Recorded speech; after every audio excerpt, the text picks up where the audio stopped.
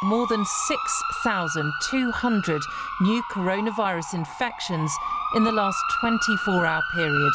That is the highest daily number of cases since the end of March.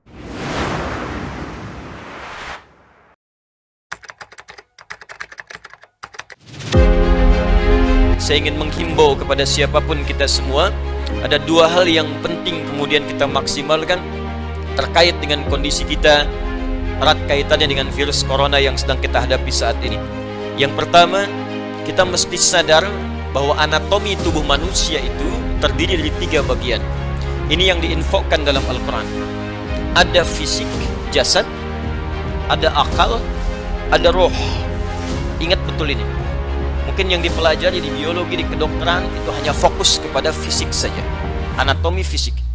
Yang dipelajari di pengetahuan anatomi akal. Sedangkan roh tempatnya bukan di pelajaran formal, tempatnya bukan di bidang kesehatan fisik. Ini terkait dengan nilai-nilai spiritual.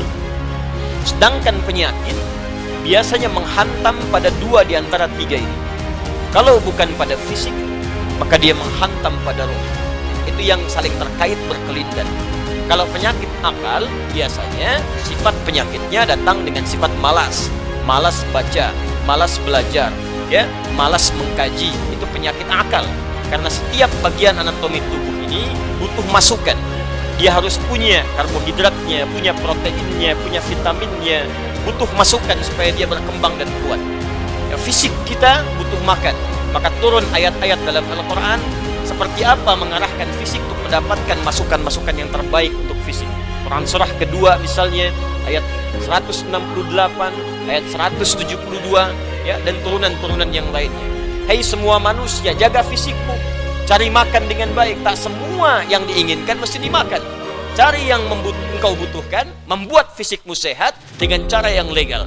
Jadi kalau tips Al-Quran ingin badannya sehat, badannya kuat, maka kata Allah diantaranya, apa fungsinya?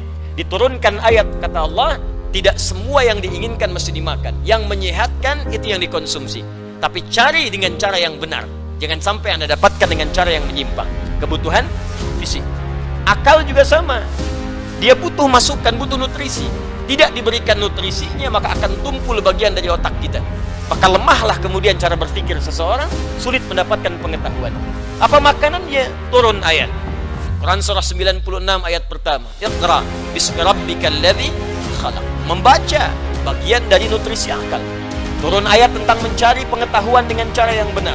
Quran surah ke-58 ayat 11. Allah akan mengangkat derajat seseorang ketika dia memenuhi bagian-bagian kebutuhan hidupnya. Tingkatkan imanmu. Yang kedua, tambahkan pengetahuan. Quran surah ke-9 ayat 122. Kata Allah, ayo belajar sampai paham, sampai mengerti. Kalau sudah pandai, balik ke kampung masing-masing, ajarkan orang di kampung supaya mendapatkan pengetahuan yang serupa. Nutrisi terkait akal. Roh tidak banyak dipelajari. Sejak zaman Nabi, orang bertanya pada Nabi SAW, Muhammad, apa esensi roh? Bagaimana sifatnya? Bagaimana bentuknya? Apa nutrisi? Turun Quran surah ke-17 ayat 85 untuk menjawabnya. Muhammad SAW, mereka semua banyak bertanya kepadamu tentang esensi roh. Katakan pada mereka, roh itu urusanku. Semua infonya hanya dimiliki Allah Subhanahu wa ta'ala. Dan kalian tidak diberi pengetahuan kecuali sedikit. Sedikit untuk urusan fisik, silahkan. Ya, gali analisis terkait tentang fisik, bedah. Dapatkan kebutuhannya, teliti bagian-bagiannya, dapat kita info. Tentang akal silahkan temukan, kreasi. Dapatkan ciri-ciri pengetahuan yang baru, bidang-bidangnya, turunan-turunannya. Tapi roh, kata Allah, hanya aku yang tahu nutrisinya.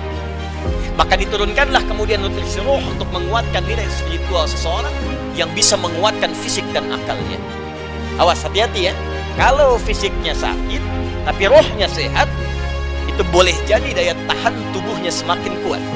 Dalam arti, bisa jadi walaupun fisiknya kurang sehat, tapi rohnya kuat, dia bisa menjalani kehidupan dengan baik.